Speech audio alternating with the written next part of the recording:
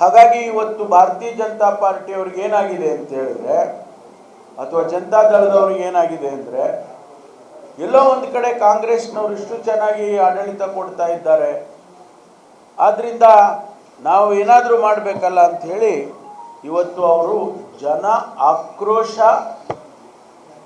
ಯಾತ್ರೆಯನ್ನು ಮಾಡೋದಕ್ಕೆ ಹೊರಟಿದ್ರು. ಜನಾಕ್ರೋಶ ಯಾತ್ರೆ. ಯಾರು ಆಕ್ರೋಶ ಮಾಡಬೇಕು? ಜನ ಮಾಡಬೇಕಲ್ವಾ? ಜನ ಮಾಡ್ತಾ ಇಲ್ಲ. ಜನ ಭಾಳ ಸಂತೋಷವಾಗಿದ್ದಾರೆ. ಹೌದಪ್ಪ, ನಮಗೆ ಫ್ರೀ ಬಸ್ ಸಿಕ್ತು, ಹೆಣ್ಮಕ್ಳೆಲ್ಲ ಫ್ರೀಯಾಗಿ ಬಸ್ನಾಗ ಓಡಾಡ್ತಾರೆ, ಎಲ್ಲ ದೇವ್ರ ದರ್ಶನ ಮಾಡ್ತಾರೆ, ಎಲ್ಲ ನೆಂಟರ ಮನೆಗೆ ಹೋಗ್ತಾರೆ, ತವ್ರ ಮನೆಗೆ ಹೋಗ್ತಾರೆ, ಓಡಾಡ್ಕೊಂಡು ಬರ್ತಾರೆ. 2,000 ರೂಪಾಯಿ ಅವರಿಗೆ ಫ್ರೀಯಾಗಿ ಸಿಗ್ತಾ ಇದೆ.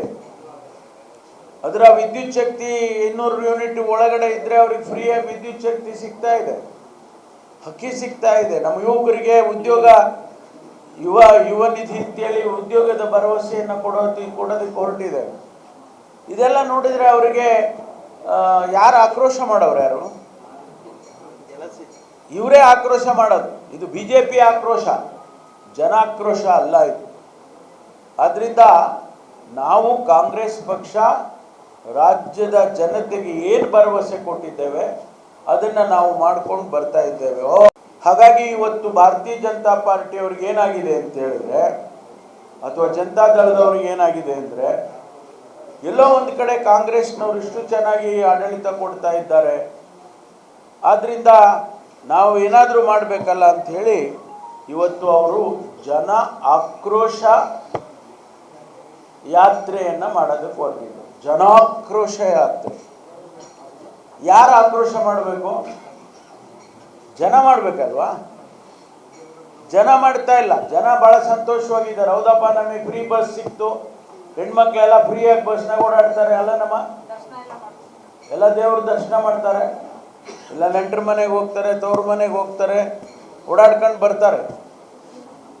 2,000 ರೂಪಾಯಿ ಅವರಿಗೆ ಫ್ರೀಯಾಗಿ ಸಿಗ್ತಾ ಇದೆ. ಅದರ ವಿದ್ಯುತ್ ಶಕ್ತಿ 200 ಯೂನಿಟ್ ಒಳಗಡೆ ಇದ್ದರೆ ಅವ್ರಿಗೆ ಫ್ರೀಯಾಗಿ ವಿದ್ಯುತ್ ಶಕ್ತಿ ಸಿಗ್ತಾ ಇದೆ, ಅಕ್ಕಿ ಸಿಗ್ತಾ ಇದೆ. ನಮ್ಮ ಯುವಕರಿಗೆ ಉದ್ಯೋಗ, ಯುವ ನಿಧಿ ಅಂತೇಳಿ ಉದ್ಯೋಗದ ಭರವಸೆಯನ್ನು ಕೊಡೋದಕ್ಕೆ ಹೊರಟಿದೆ. ಇದೆಲ್ಲ ನೋಡಿದರೆ ಅವರಿಗೆ ಯಾರು ಆಕ್ರೋಶ ಮಾಡೋರು? ಯಾರು? ಇವರೇ ಆಕ್ರೋಶ ಮಾಡೋದು. ಇದು BJP ಆಕ್ರೋಶ, ಜನಾಕ್ರೋಶ ಅಲ್ಲ ಇದು. ಆದ್ದರಿಂದ ನಾವು ಕಾಂಗ್ರೆಸ್ ಪಕ್ಷ ರಾಜ್ಯದ ಜನತೆಗೆ ಏನು ಭರವಸೆ ಕೊಟ್ಟಿದ್ದೇವೆ ಅದನ್ನು ನಾವು ಮಾಡ್ಕೊಂಡು ಬರ್ತಾ ಇದ್ದೇವೆ.